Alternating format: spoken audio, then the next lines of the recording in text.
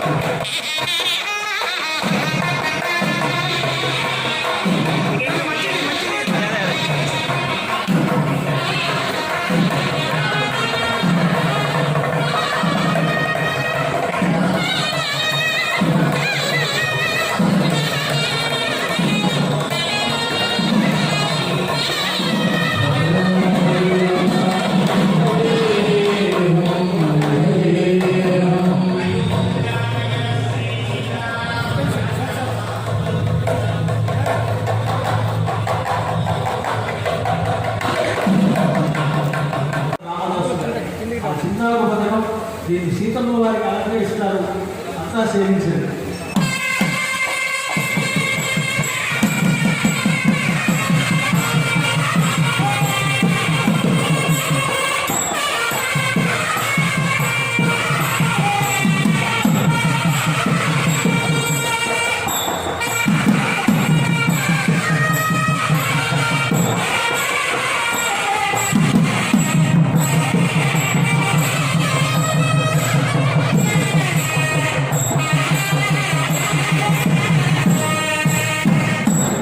ఇంకొక పథకం ఇది లక్ష్మణస్వామికి వేసేటువంటి పథకం.